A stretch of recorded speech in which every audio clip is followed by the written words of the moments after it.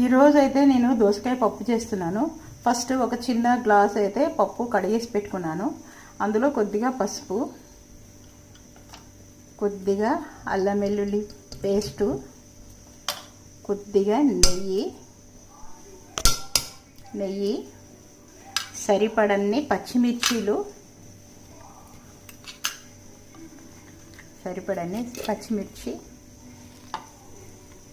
కరివేపాకు, కొత్తిమీర, దోసకాయలు సరిపడన్ని, అంటే ఒక చిన్న గ్లాసుకి కొద్దిగా 1.5 వేసినాను. దోసకాయ అయితే 2 అనమాట, అంటే 1/2 kg దోసకాయలు. సమ్మర్ కదా, బాగుంటుంది టేస్ట్ అని చెప్పేసి అయితే నేను ఇది ఈరోజు అయితే చేస్తున్నాను. సరిపడంత ఉప్పు, గల్లుప్పే వేస్తా, ఇంకా గల్లుప్పు నిండుకుంది అందుకని స్మూత్ సాల్ట్ అయితే వేస్తున్నాను. ఈరోజు బుడమకాయ పప్పు, పచ్చి పులుసు, మామిడికాయ చట్నీ, వేడి అన్నం. పచ్చి పులుసు రెడీ. అంచుకు వేసుకుంటున్నాము. అప్పడాలంటే బోర్ అయిపోయింది. ఇంకా ఇక్కడ పప్పులో అయితే పోపు, బుడమకాయ పప్పు, దోసకాయ పప్పు, ఇంకా రైస్ కూడా కంప్లీట్ అయిపోయింది.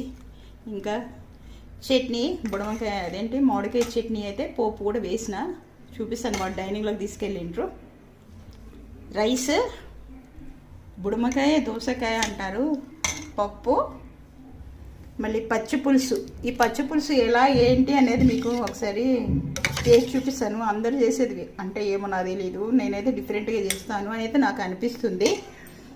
ఓకేనా, నేను ఒకరోజు స్పెషల్గా షార్ట్ వీడియోలోనే పచ్చి పులుసు ఎలా చేయాలి ఏంటి అనేది అయితే చూపిస్తాను. ఇంకా రోజు అప్పడాలు అయితే బోర్ అయిపోతుంది. ఇంకా ఇవాళ ఇది చేసుకుందాము అనేసి, ఎందుకంటే మేము మటన్, చికెన్, నాన్ వెజ్ చాలా తగ్గించినాము.